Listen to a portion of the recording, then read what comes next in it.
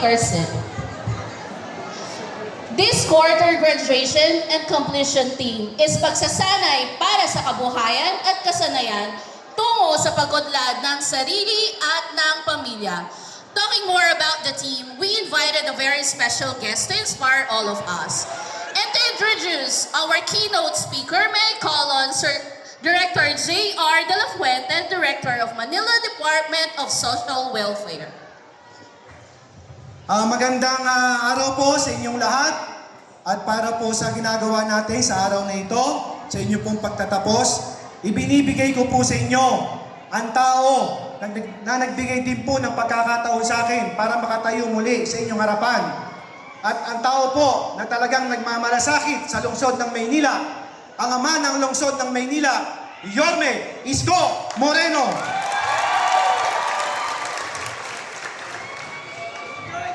Opo kayo.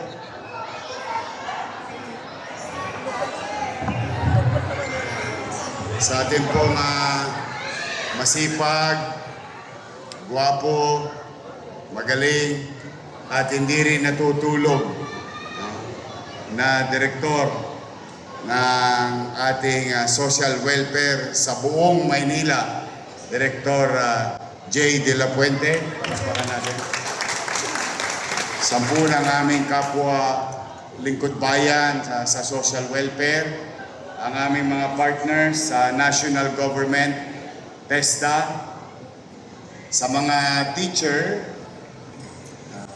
at shout out naman, UDM. Who joins? Steady lang kayo sa Getty, Malaki na ang utang sa inyo ng Maynila. Yung allowance nila, hindi pa nabibigay. But ang pinaka-sentro ng okasyon na ito ay kayong mga graduates. Today is the start of our great journey to our life, individually, and the great journey of the City of Manila towards providing opportunity and equipping individuals for their livelihood. Habang sila'y pumapalabot sa landas ng buhay, the city government's direction is to equip yung mga individual, bata, matanda, yung iba nakikita ko may asim pa na gusto magkaroon ng means and tools for livelihood. And we're very glad today that this is just a start and we continue to roll and we will not stop, especially with the help of our TESDA partner here. Palakpakan natin ang ating TESDA. Habang inuhulma ko muli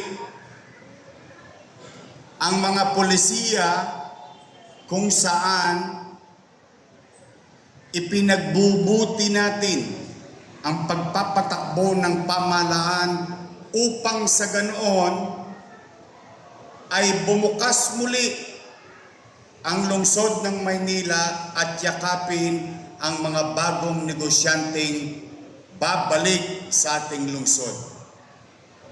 You are being equipped. The city policy and direction is changing.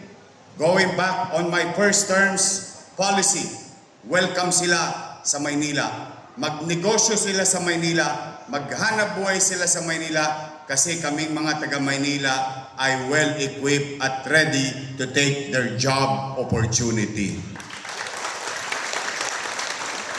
So, where two worlds meet, your constituency having tools and equipment, skills and knowledge, and the business atmosphere and trust is growing, then I think someday, somehow, we can honestly say that we made Manila great again. Kaya kayo, Kayo naman na nabigyan ng pagkakataon ng pamahalaang lungsod. Huwag tayo maging tulongges, ha? Dapat lagi lang tayong chill-chill lang. Steady lang tayo. Stay in the course. Stay in the course. Improve yourself. Better yourself. Once you have the opportunity already, excel from it. Huwag mong ikikipit balikat ang mga bagay-bagay lang. As you can see in the city of Manila, ultimo tanghe, etsa sa sulok-sulok. We're giving attention to it. Small details, broken windows, filth, disorder, chaos. And of course, we will never forget and sleep apprehending Tolonges in the city of Manila. We wanted that way. Bakit? Lagi ko sinasabi, di bali tayong mahirap, hindi natin kailangan maging dugyot. Di bali tayong mahirap, pero may karapatan tayong makapamuhay ng panatag at maaliwalas sa ating lungsod. There is opportunity, clean, and orderly manner of living in our city. We deserve those things sa ating pamahalaang lokal. Now, in return, na ang pakiusap ko sa inyo, na galingan ninyo sa inyong kanya-kanyang field of undertaking, sa mga magbubukas ng negosyo na inyong papasukan, sa mga kliyente o boss na inyong mamimit, don't take it lightly. Sayang. Sayang opportunity. Sayang. Who would thought? And if I may share to you, sinong mag-aakala na ang isang basurero at pagdating ng high school, promote niya ang sarili niya bilang sidecar boy. Basurero, sidecar boy, pwedeng maging mayor ng Maynila.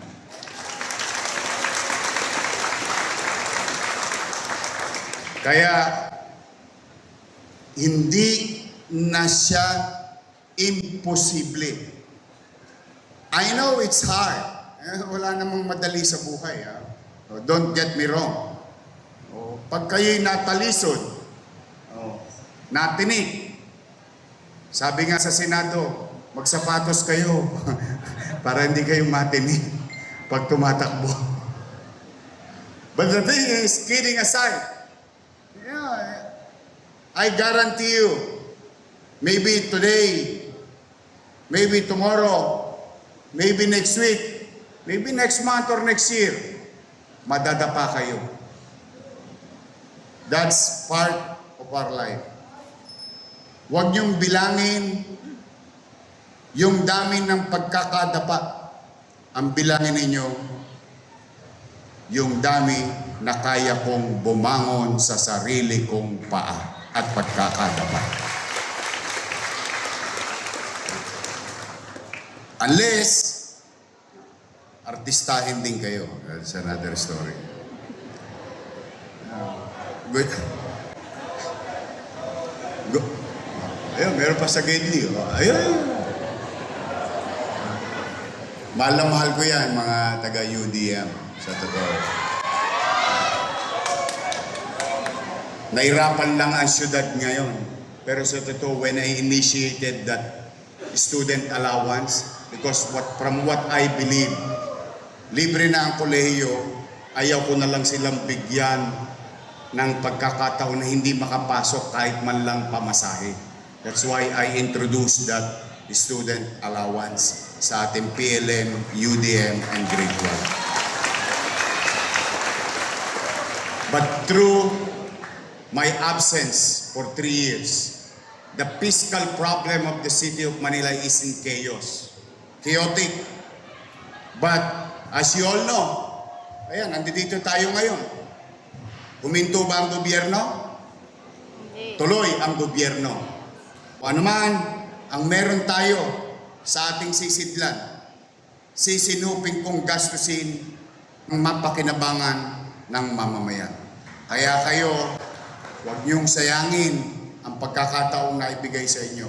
Kayo naman, sa TESDA, sa ating social welfare, go on, continue. In our own little way, we will always support this kind of venture and activities to make our citizens productive in the city of Manila.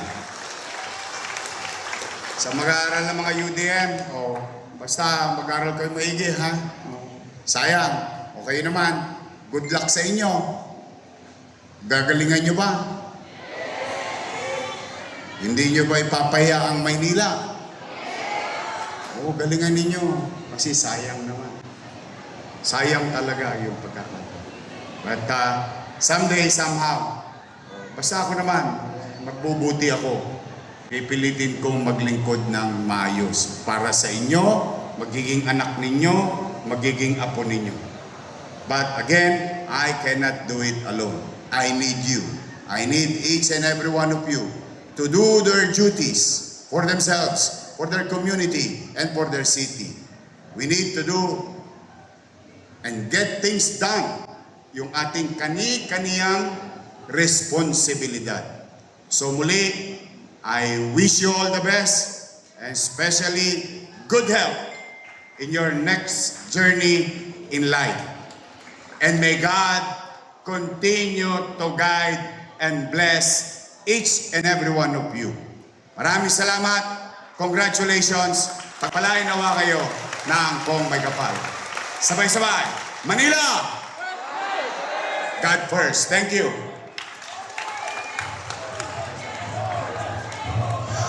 Thank you so much, Mayor, for coming over and gracing our affair and inspiring all of us.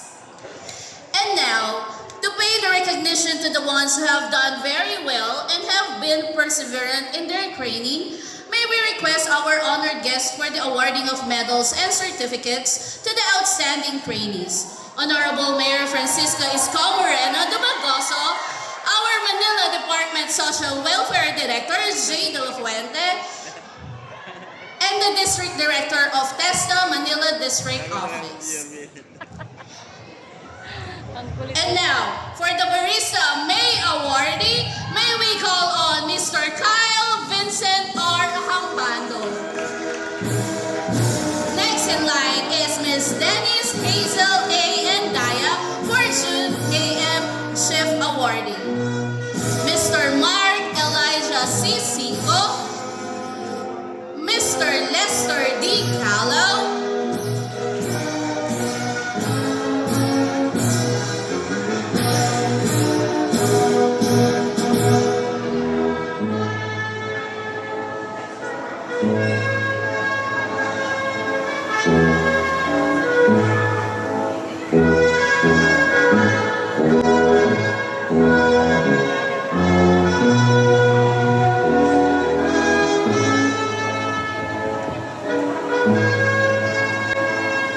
Mr. Joel G. Andrada,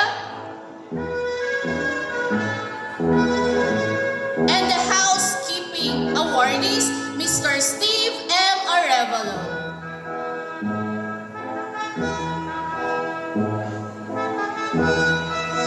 April Rose P.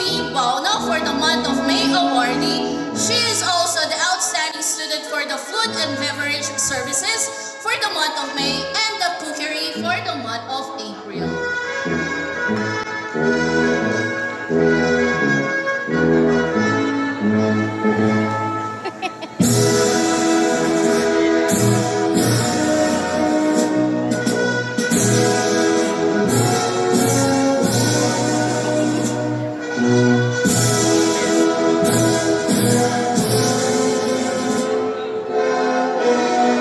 Jenny F. Arenas, July AM shift.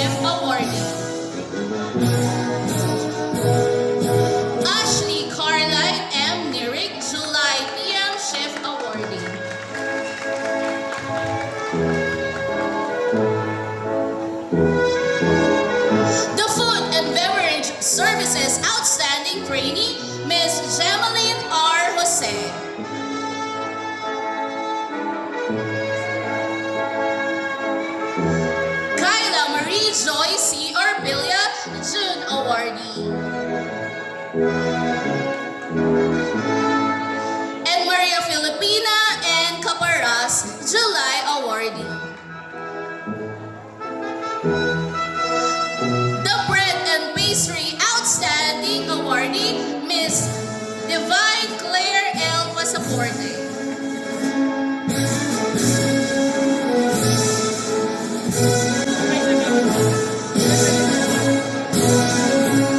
Sila Michelle P. Chua. And Miss Rosemary R. Havan.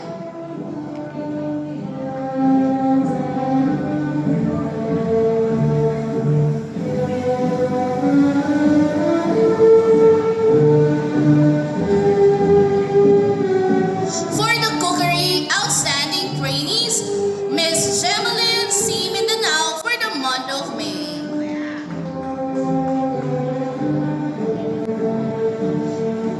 Cheska Cinnamon M. Dantes, June awardee. And Mr. Gabriel Jules Arenda, July awardee.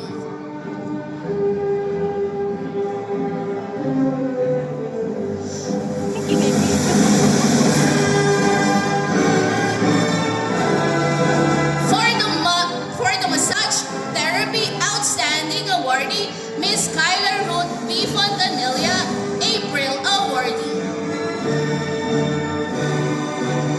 Leia M. Susana, April awardee.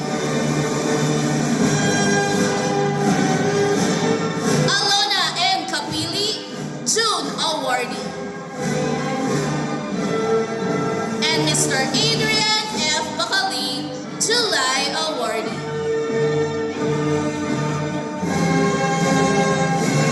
For the Hilot Massage Wellness Outstanding, Marjun L. Pegduan, May awardee.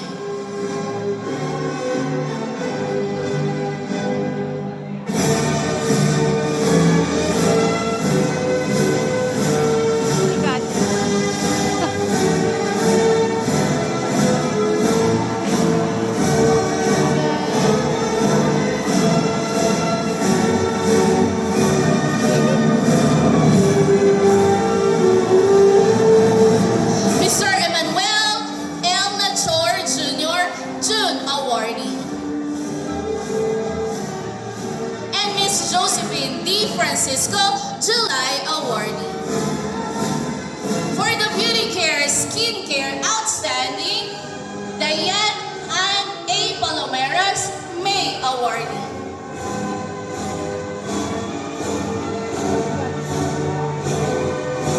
Jasmine O. Bernardo, June awardee.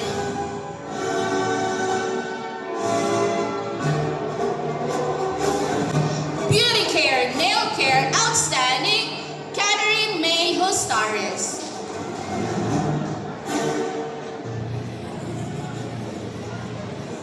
For Hairdressing Outstanding, Jamie G. Espira.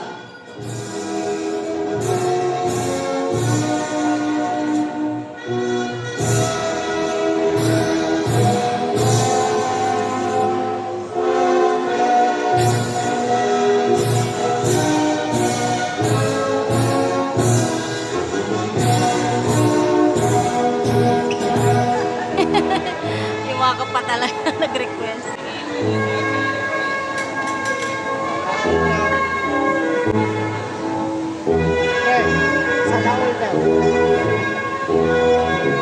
Jana Alexandra L.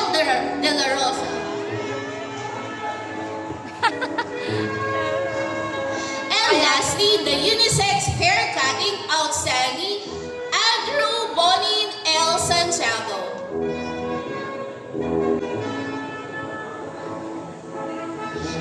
Dear graduates, the moment that you have been waiting has finally come. The fruit of hard work and discipline will finally reap. You will now be receiving your prize, a symbol of accomplishment, your diploma. May we call the barista trainer, Mr. Richard Del Rosario.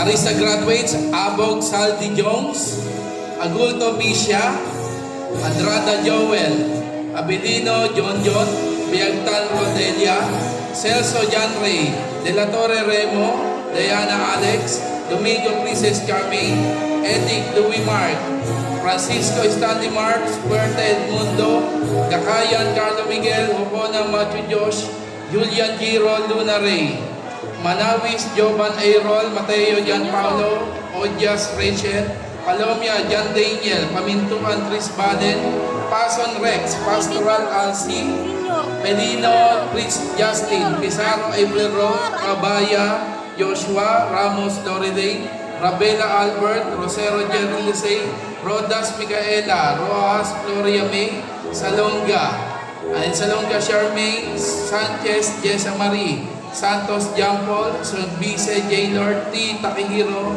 and Villalobos Shaira. The next is Miss Rodelia Cruz for the Barista graduates.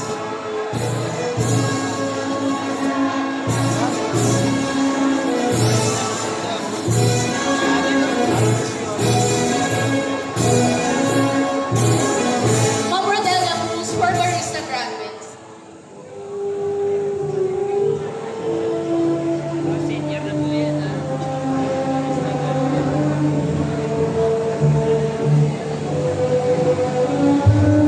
Graduates of Barista, Alberto Julian, Mga barista.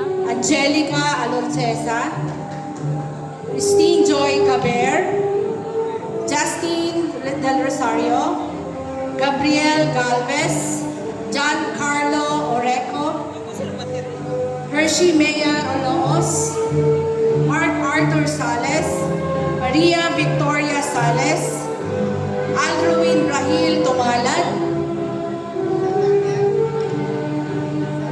Kyle Vincent Acampado, outstanding.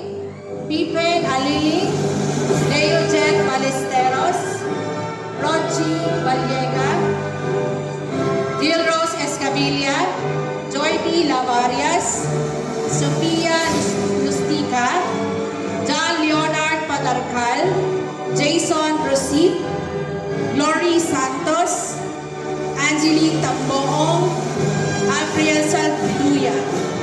Next, John Jerry Abad, Pastor Troy Aldea, Mahed Benjamin, Vincent Buenaventura, Joanne Kalukupan, Mark Elijah Cinco, outstanding, Angelica Cruz, Joyce Camille Cruz, Carlo Angelo Conanan, Maria Luela Dima Felix, Ashley Nicole Doctolero, Matthew Anakin Biroha, Denise Hazel Endaya, Baby Boy Evangelista, Rix Amir Borgaleza, Andrea Galon, Janice Kita, Mariel Matsal, Sherilyn Millar, Vince Patrick Ukot, Senlin Paginto, Mary Magdalene Pasqua,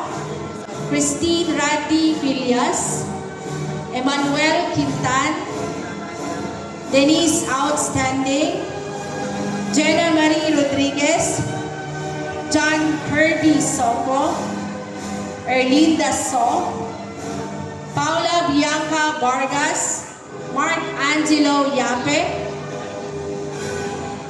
Jerlyn Araneta, Ronaldo Arsulon, Aliyah Sam Balduesa, Angelica Joy Boril, Kimberly Brutas, Neil Joseph Kadaan, Hendrix Royce Caballes, Mary Rose Delara, Shiren De La Reyes, Michelle Ann Pabelia, Christine Kyle Garcia, Lester Calao, outstanding, Gladys Luares, Sherwin Mahilo, Jasper Mahalindan, Alma Mendoza, Mackenzie Mirazol, Maynard Chris Mirazol. And food and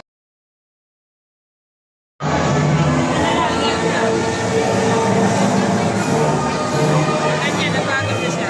Graduates for cooking. Bumababa na siya. Maunang April Rose, outstanding. Kailan, Isha Cairo. Francisco Marini. Mindanao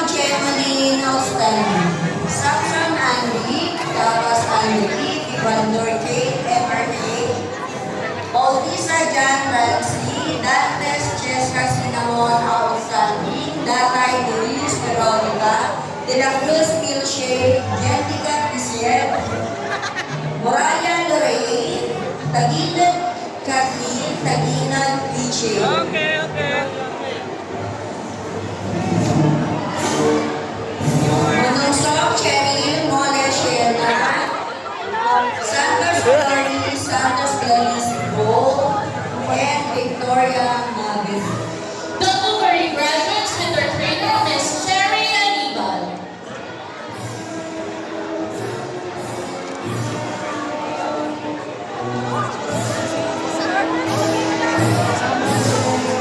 Kukuri graduate Jessica Enrico, Shamea Lane Bernardo, John Paul Delobino, Marjorie Rosaldo, Gabriel Jules Arenda, Outstanding, Martin Jenny Sarino, Samara May S. Minana.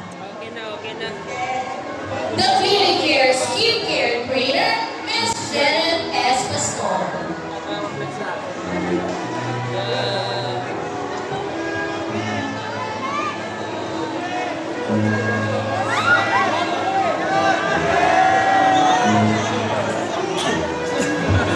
Beauty Care Skincare graduates, Bernardino Jasmine, De Ocampo Marjorie, Ponce Mary Grace, Morgan Ako, Lee Nathaniel, Christina Catherine May, Palomares Diane Ann. Thank you.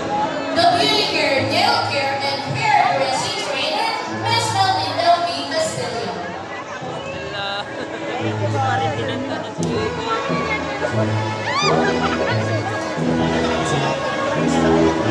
Maria Rose Maria Magdalena, Marco Elizabeth, Rosina Catherine May Osman, Marino Joan, Alma Tristan, hairdressing graduate, Krista Jamie Outstanding, Suarez Isa, Soriano Jenny Rose,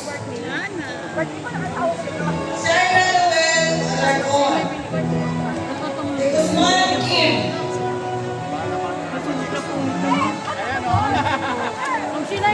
Akala Cristina, Jan Isaac Carlson, Jalia Bautista,